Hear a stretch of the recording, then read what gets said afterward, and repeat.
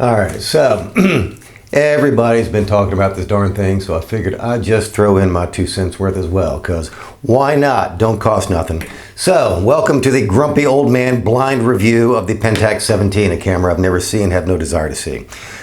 Specifications have been generously provided by the manufacturer and countless YouTube videos, some of which I've watched. So, it is a zone focusing 35mm camera. It has a 3-element lens with a maximum aperture of f3.5 and a maximum shutter speed of 1/350th of a second. Do those specs look familiar to anybody? Can you think of another class of camera that maybe conforms to these specifications right here and is a heck of a lot cheaper? I mean, this thing sells for $500 US or 550 euro because free healthcare isn't really free, but nonetheless. But really, these specs here, you know what? Here we go. How about this thing? How about this Kodak Retinette? Or here's a Voigtlander Vito 2 and a, here we go, here's one from Zeiss, the Contino. Okay, another Voigtlander I got over here, Voigtlander CL. So these are a class of camera that I have nicknamed the mini Panzers, because they are small, compact, most of them, not all of them, most of them, all metal, built like a tank, and made in Germany, hence mini Panzers. So, and this is a class of camera whose time has come. I think I can say that with confidence now. If these are the specs of the new film camera that everybody's all excited about, its time has come. So I have an entire playlist called Mini Panzers on this YouTube channel, which you are invited to check out, in which I discuss and review this particular class of camera. They were made in the 1950s and 1960s. They're rock solid, they're not hard to find, they're not expensive, and there are still some technicians around who know how to fix them. And worst case scenario, you will not spend $100 to purchase one. Purchase price is going to be $100 or less. And you might have to put another $100, $150 into repairing it. I mean, worst case scenario, you're going to sink $200, $250 into one of these things, which is half what the Pentax is selling for. That gives you, for the price of the Pentax, you get one of these refurbished and, 20 or 30 rolls of film. All right. Now, what else do we know about the Pentax 17? Well, I'm glad you asked. So, the brand new film camera everybody's all excited about offers no manual control of aperture or shutter speed whatsoever. As far as I can tell, correct me if I'm wrong, but as far as I can tell, there is no way whatsoever for the photographer to exercise any control over the aperture or shutter speed whatsoever, with one exception we'll get to in a minute. However, you do have manual control of the ISO, plus exposure compensation, which is basically just manual control of the ISO, but never mind. So yeah, that's the one input, that's the one exposure parameter you can control manually on the new camera, is ISO. There is no information displayed in the viewfinder whatsoever, except you can see the focus icons, right? The zone focus icons, for all the help that is. I mean, why did you see it? You should have set that before you, whatever, never mind. That's what you see. The primary user interface is a system that back in the 90s we used to call idiot lights, because, well, it doesn't tell you anything, it just, anyway. It's like back in the 70s when the cars back then would have the one big speedometer and no other gauges and just a set of what we call idiot lights.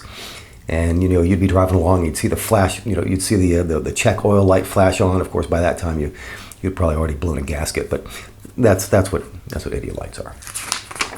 So the shooting modes. This is a fun one. Shooting modes on the brand new camera that everybody's all excited about.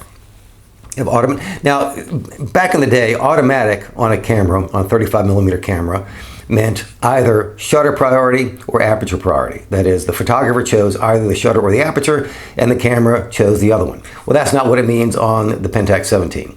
Automatic means program plus maybe it'll flash, maybe it won't. The camera will decide whether or not you need to use a flash when it's in the automatic mode. You also get program mode, slow shutter speed, no flash. Okay, so I guess that's for when it's dark and you don't want to use a flash. Program daylight with fill flash, that's potentially useful. Program slow shutter speed with flash, okay. Bulb, all right, fine. And hipster mode, open aperture, no flash. Oh wait, here we go, hipster mode, that's it. Why do you need hipster mode on these cameras? Why? This is not a portrait camera. The Pentax 17 is not a portrait camera. You can shoot portraits with these cameras, all right? I've shot portraits with this Retinette, and I've shot portraits with this Voigtlander, okay? You know how you shoot a portrait with these cameras? You give the model, you use one of these, and you hand this to the model, say, here you go, here, sweetheart, hold on to this, and then you back up to wherever it is you need to be, and you check the reading, and you set the focus accordingly. It's a little bit cumbersome, and even under those circumstances, you still need to, let's say, bracket the focus. You know, sort of move in or move out by about 20 centimeters or so, just to make sure you got it. These are not portrait cameras. They're just not. Neither is the new one, because anyway. Well, what's it good for? It means it might be good for street photography, but much more than that, I'm really not sure. Okay, what else we got? So the distinguishing features. That is, what are the aspects of this Pentax 17 which are worth talking, which give it value? Why would you want a Pentax 17 over, say, this Kodak Retinette? Okay, these are right. Number one, the 4-second maximum shutter speed with a coupled light meter.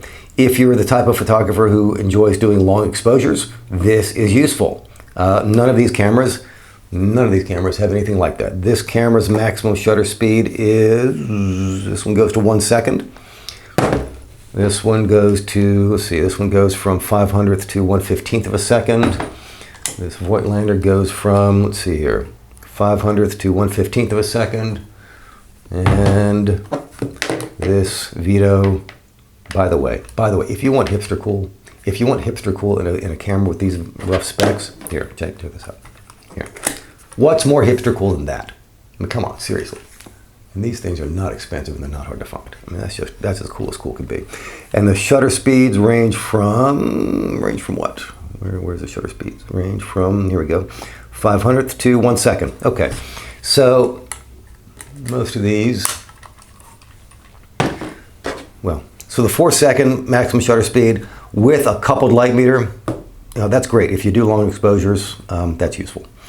Daylight fill flash. Not too sure how well that's going to work. The flash on that Pentax 17 is awfully small.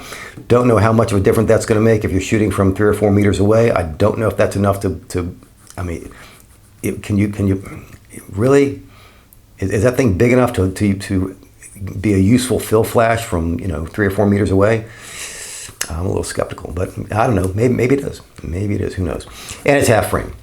That's the big difference, is the half frame aspect, and that's either good or bad. It's good if you want to maximize the number of exposures on your roll of film, because film's getting really expensive.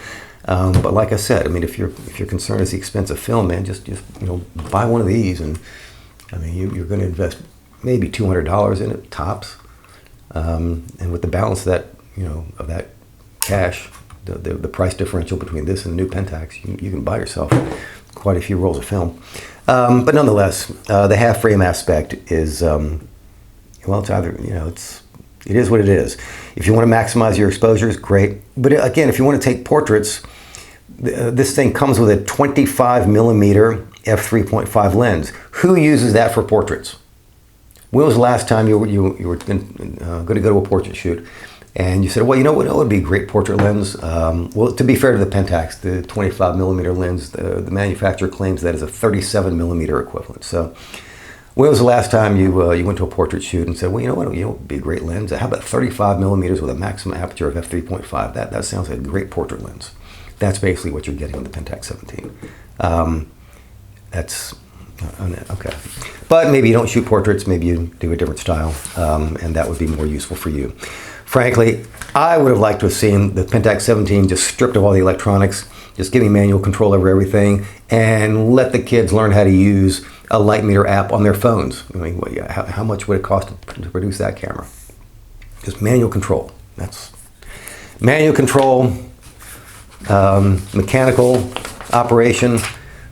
That's what holds up over time. That truly is. Such as, well, these. Anyway, those are my 2 cents worth on the hot new thing that everybody's talking about. And I really think you'd be better served by getting yourself one of these. But just my opinion, you know, what's the hot new camera good for? Anything? I don't know. I'm really not sure. But you know, I'm not the target market. I'm not the target demographic for that camera. I'm just a grumpy old man who likes stuff that I can control manually. So whatever. That's my 2 cents worth. Okay. Let me know if you agree or disagree or have anything constructive to add. That'd be fantastic. And I will see you in the next one. Take care. Bye-bye.